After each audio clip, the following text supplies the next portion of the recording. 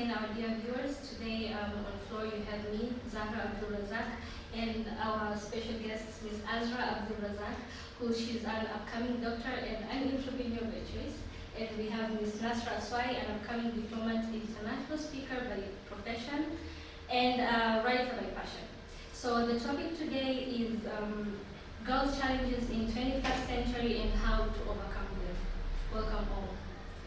How are you? Welcome in our show.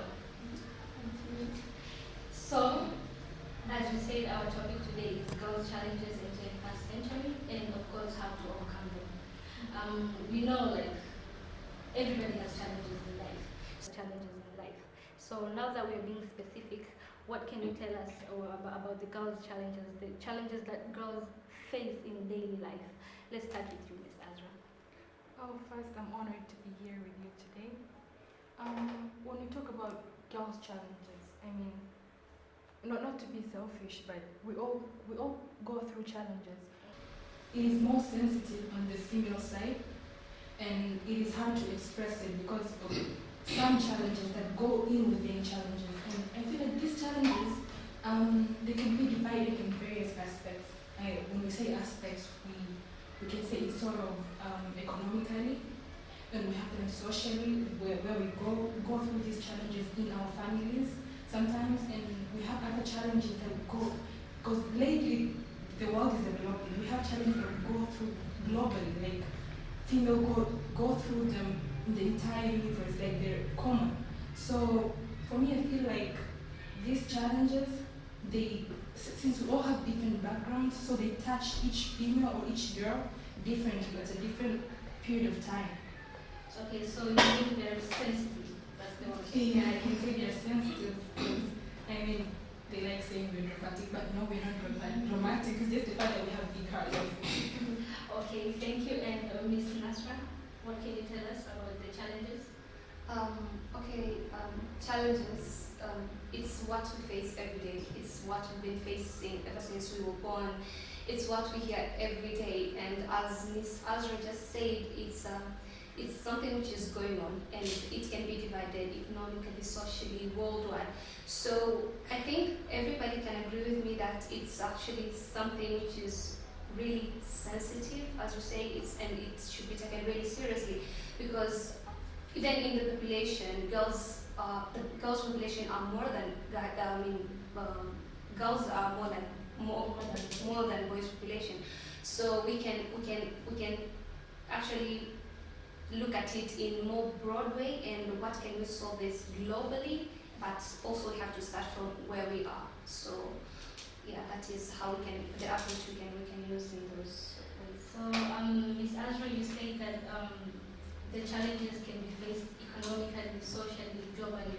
What can you tell us about economically, the economic section of the challenges? Oh, on an economical aspect, I mean, we cannot say it is so much, like we are not facing it so much. I feel like when we observe in the world right now, a lot of females are leading. Girls, they're not actually given an opportunity to lead. No, they're actually given an opportunity to show their capability, how to rule people and all that. But when you try to compare with the period where our moms were getting married and all that, it was much harder. I feel like it was much harder in terms of economically. Like, we're not allowed to own lands, we're not allowed to go to school, we're not allowed to drive. And even now, I'm sure you guys are witnesses of how it is hard. Even sometimes when you're just driving a car, you just see how females, like, we're sensitive. It's not our fault that we care so much. So you might find a female driving really slowly, because the problems that they face it's not their fault that they're sensitive. So people will be like, it's the thing with females, they drive too slow. It's not the thing with females, they just care. I feel like they're just too scared. Like, they're like, oh my god, if I get an accident, or oh my god, so I feel like state of being so worried about, oh, I may get an accident, or I may do this, or I may get in trouble, is what people take it as we females being not good enough to do some things. So they're like, oh no, a female cannot do this. Oh no, a female cannot run. Oh, why is she only a man? Oh, why is she doing this? Oh, I'm being led by a female. So these are the challenges. So if I am a girl at this 21st century, let's say I'm pursuing my studies in medicine, and I hear a female, I hear another opposite gender speaking ill of female like that, that would really drag me down into being like, oh, now who's really going to see me if I put an effort, or if I try to put a mark in the world right now? No one will see me, because people are still stuck in this aspect that a female cannot lead, a female cannot organize people and gather people and do something. So these are economically, these are the things that get us our daily income. So I feel like how people, the mentality that people have towards females, or I should say girls, I think that's a big challenge for somebody who is trying to be somebody in a community at this century. Okay, so you technically mean that the challenges are sensitive and we can see them, but we're very ignorant to actually do anything about it, right? Yeah, but I won't say it any better. Okay, thank you. So, Ms. Nasra, you can tell us in a social aspect how females live with other females, girls live with their families and the environment around them. What challenges do they face mostly? So that's really a broad aspect that we can talk about, to speak about how we relate, first of all, to ourselves, to our peers, to our friends, to our families. So being a girl, first of all, in African family, it's actually a good and a bad way in one way or another. It's a good way because most, and don't misquote me, I mean most parents do take girls as they can obviously get education, but they don't see them educated as boys. Maybe if you don't do well, you'll be like, oh, you're going to get married, you'll just be fine. It's actually even in the perception of social, when people look at you as a girl, they find you like, you don't have to read, you don't have to struggle, you're just going to get married and everything. So this mentality is actually affecting the world at large. But not to rely on that, we have even some of our friends who are actually influencing us to actually not put so much effort. They don't even give us positive motivation. Let me give you a simple example. When you have 2 children and you are an African parent, and then you want to raise them all, why do you give a girl toys to play with? Why do you give a boy? You come with a car with a toy. You come with an airplane. What's the kind of mentality he's trying to bring there? Is that you are going to drive a car. You can become a pilot. You can become whoever. But for you, girl, just they bring you those utensils that you can cook. You can become a mother. You're going to. You see, I'm not going against our culture. It's actually something which we really respect and we observe like that. But if we can look at them in a broad perspective, give them what they can, give them choices, give them an opportunity to become the best. And as girls, we have to show that we can. In economic aspect, for example, let me go back there so that I can link them. We have one of the most successful businesswomen in Africa is in Nigeria, and I said a woman, right? And it doesn't mean that that woman did not go through challenges, but you decide to stand. And if we decide to stand and show them that we can, maybe they will have a second thought on that, because it's been there. Okay, we are trying to bring up something which people, it will really take them time to actually accept, but it doesn't mean that it's not possible. So if we give ourselves a chance, first of all, to believe in ourselves and to believe that we are having this kind of problem in our social life and we can't run away from it, we can actually sit and see what we can solve. And what we can solve is by changing ourselves, believing in ourselves. Like Miss Azra said, she actually feels so bad if she is pursuing a medical medicine degree, and then she hears somebody speaking ill because she's actually educated. And if we can actually accept, we need to get education, because as Nelson Mandela said, education is one of the most powerful weapons we can use to change the world. So we can get education, we can stand, and we can make a difference. Thank you very much. Okay, you also said about globally, the challenges we face globally. And we know we're in 21st century, we have social medias, we have a lot of stuff going on. So what are the challenges they face in global aspect? When we talk about global, talking from experience, if I should say so, I feel like mostly when we talk about global challenges that female face, I feel like most of them, I'm not saying like 100%, but around 80%, we get ourselves into those challenges. Because what's the essence of you being, when you know how nowadays we connect with the outside world by using the social medias that we have, like we have some of us that are in Instagram, WhatsApp, and all that. So I'm not saying it's a bad thing you joining yourself in those social medias or signing yourself up, but what you do in there is what will give you the outcome. Remember, like there's a famous saying that goes like, you become what you feed your head with or what you feed your mind with. So you can't tell me right now to be on, let's say, I can give an example, Instagram, and follow all this good-looking people who most of them are like 150%, that's not even their life. And you can't expect her to be like, to sign up in those social medias and follow, let's say, some educational pages or some cooking pages or some handcraft pages, and expect us to get the same influence from one social media. No, it doesn't work like that. Like, what you feed your mind is what you become. So these global changes that we get ourselves into they come as a result of we comparing our life or our lives with the lives of people we see in social medias.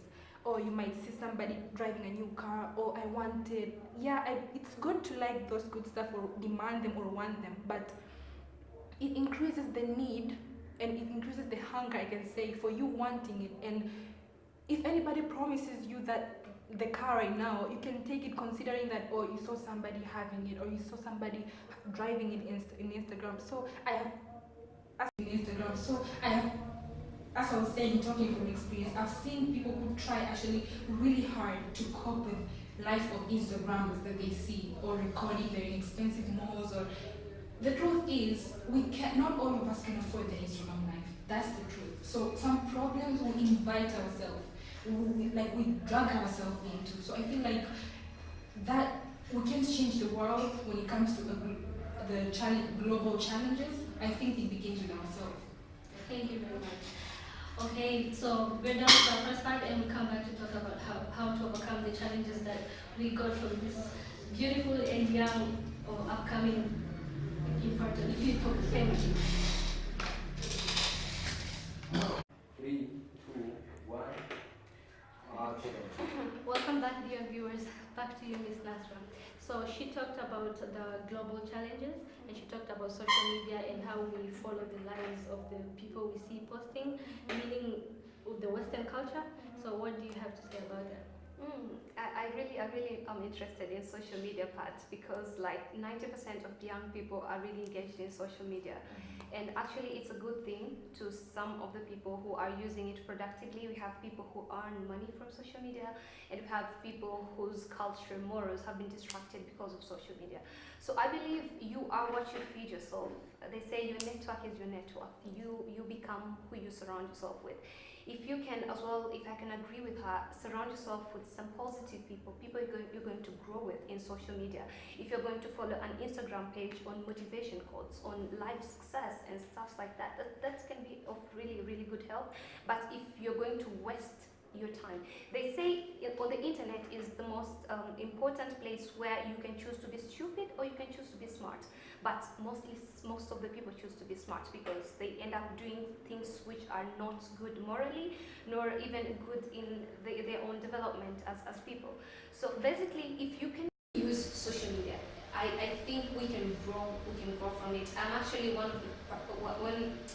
witness of social media. I've been using my social media, and it is through social media I've been able to deliver message from different people across the world.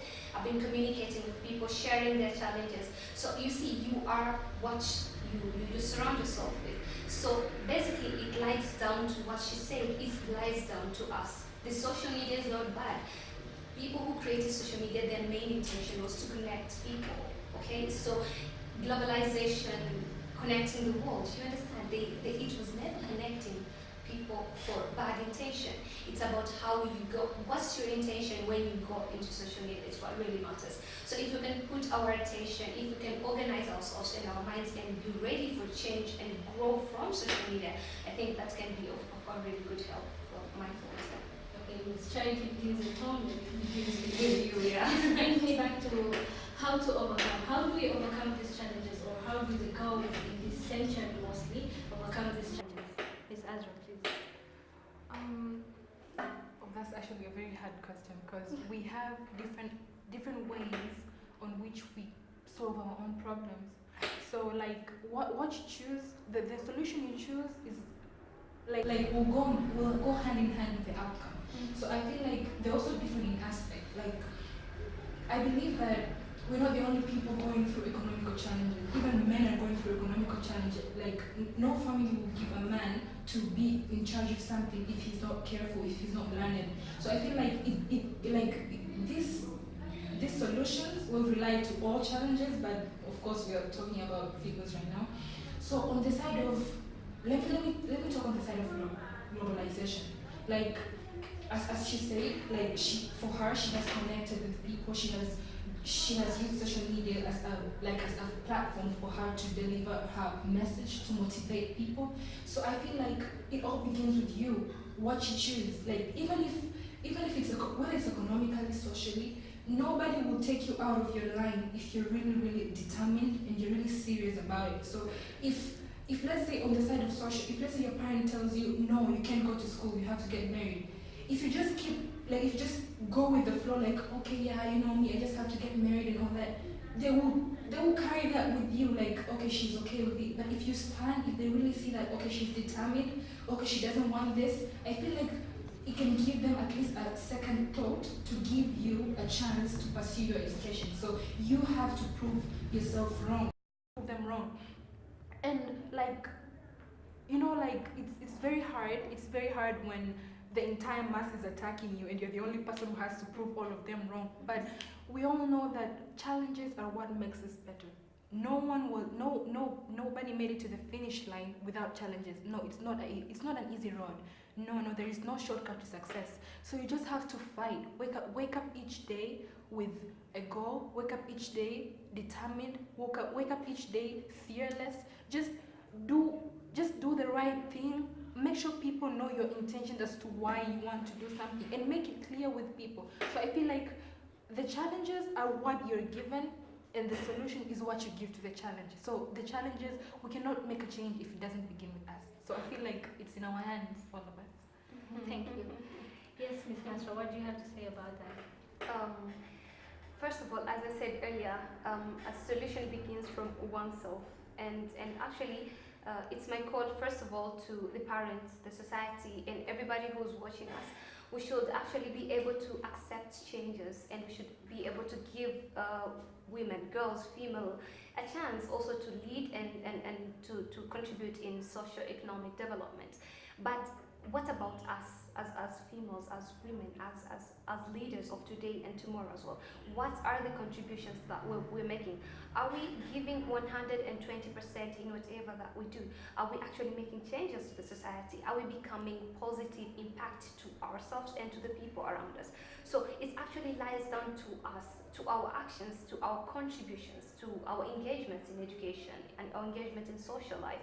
So basically it begins with us, and it should also stay that way, because they say if there is no enemy within, the enemy outside can do us no harm. If you can and decide, I will stand regardless, I will be my best, I will give my best to my family, to society, to the world, I will get myself a nice education, I will get education, and I will not run away from my responsibility as a girl, as a woman, and as a leader. That is the point that we can actually bring true changes. Because the thing is, we want changes, we want to be empowered, we want this. But what are we doing as women? What are we doing? Are we standing against our rights? Are we standing up to a point where the government, where the men, the parents will be like, no, women, girls or even females are ready for changes, because we've seen different things that they're doing and they're contributing. So if we can stand, and they say that the moment you decide to take full responsibility of your life is the day that you have reached true maturity. So if we can accept it is within us. We know we have challenges. We've been having these challenges. But it is within us to stand and say that from today we're going to change. From today we're going to get education. From today, I don't mean that education is the only way we can use to achieve success. But we have a lot of young women out there, and I'm really, really proud of them, who are engaging in different matters. Like they have small businesses. Some of them are even contributing in social life. Some of them are even actually contributing differently in socio-economic development. So like, do something and you'll be respected for it. You understand? Give yourself a chance by doing something and contributing back to the society, and don't forget to give back to the society. Maybe just to add on that, like, I know, like, we're all in a journey. Maybe we want to be successful and all that. So if you are a female, you already have the job. Do it right. Don't carry you. Okay, we believe that we can really hold. Most females can really hold their emotions. We can really hold our emotions. Don't take your challenges, your problems from home and drag them with you to work. No, just if you have a job out there, do it right. Respect everybody. Be nice.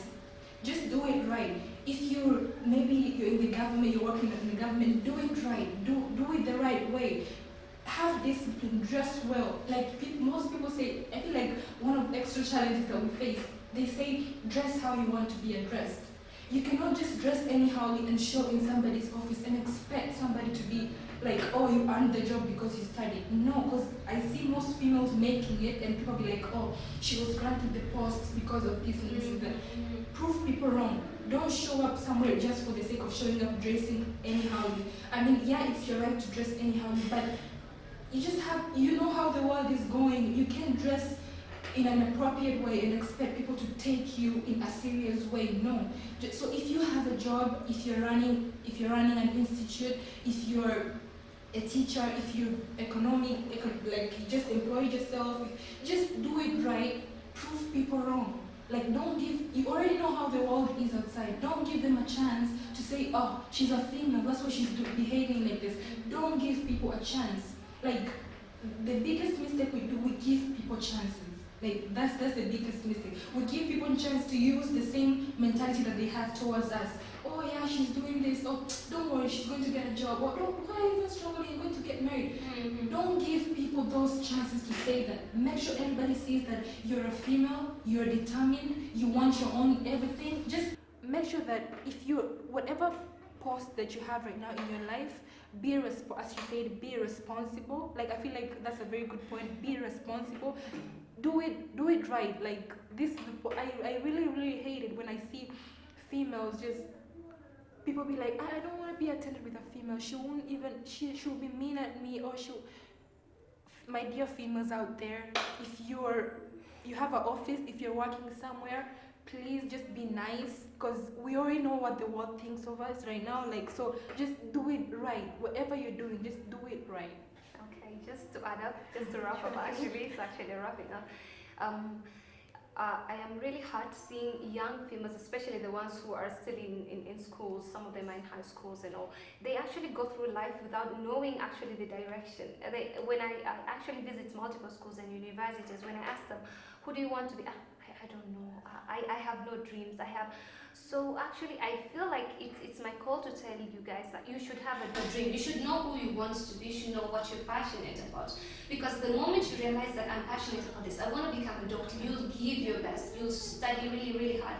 You'll pay attention. You'll respect the teachers. You won't engage in any matters which are not related to who do you want to be in life. So when you go through life without having a vision, they say, what's the best time to have a map? It's before you get into the woods. It's before you start something. You better have a clear vision of who you want to be, where you want to be, and why do you want to be there. That's a very good question. So if you're watching me right now and you're studying, I'm telling you that you'll make it. Of course you will.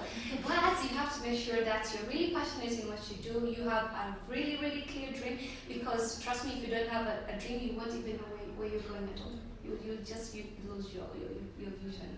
Thank you very much, Ms. Adra and Ms. Nasra. They've made it very clear for us that it begins with you, it begins at home, and if the world has challenges to give, what do you have to give in return? So we've listened to them very carefully. They have beautiful thoughts. I believe they'll be helpful. We'll leave our social media handles and you will tell us the challenges you feel and how you overcome them to help other girls. Thank you. 3, 2, 1, action. So of course the girls who are watching this, they should be, this is very interesting. I'm personally interested in this. So if the girls want to contact you or they want to know more about challenges and other things like motivational speaking, other things how to do with their academics and everything, how should they get contact with you? Please leave any. Oh, okay, because this is actually my first interview with you, but like we're still working on we're still organizing like a talk show where we'll be discussing things like this. So in case by the time we will be ready, we will get that. Okay. So what should we ready for? Okay, yeah. For me, I do Facebook Live every Friday night. My Facebook name is Nasra Swai. You can also follow me on Instagram, official Nasra/Swai. And I also have a YouTube channel that is Impacting Lives Nasra. I post motivational video, inspiration, and all that. Hope to see you there. Okay, thank you very much. Everybody is welcome to follow the social media handles and more, hoping to make beautiful things for the girls out there. Thank you.